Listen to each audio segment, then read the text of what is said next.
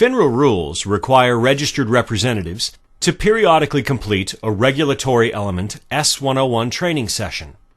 There are no exceptions to this rule, and failure to complete the regulatory element within the required period will result in a registration becoming inactive.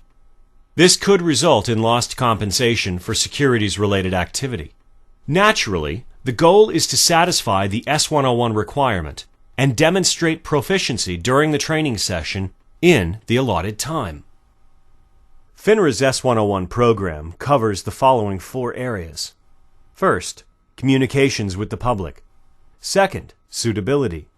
Third, handling customer accounts and trade and settlement practices. And fourth, new and secondary offerings and corporate finance. Your firm may not perform each of these functions.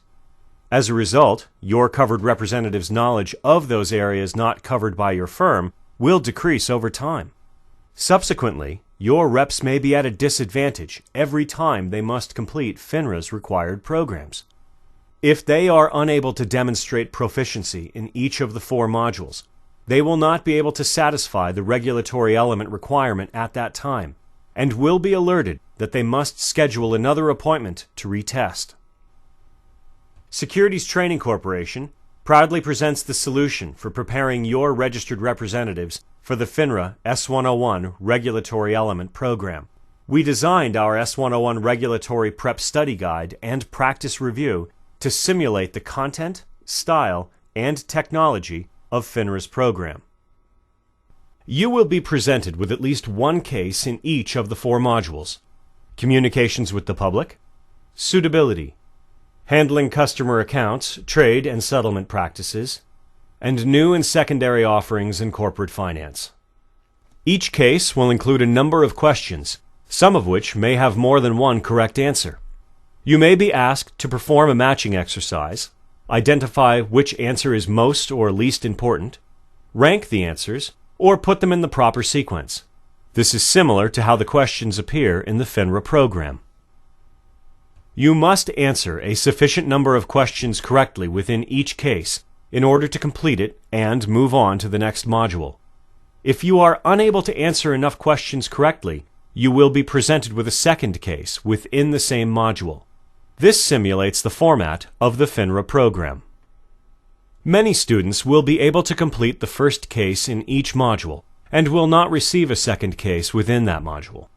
Therefore, they will only need to complete 4 cases, 1 in each module, to satisfy and complete the training in the allotted time frame. The course will provide you with a maximum of 4 additional cases to help you prepare for the actual S101. STC strongly encourages you to complete these additional scenarios in order to be better equipped for your actual S101.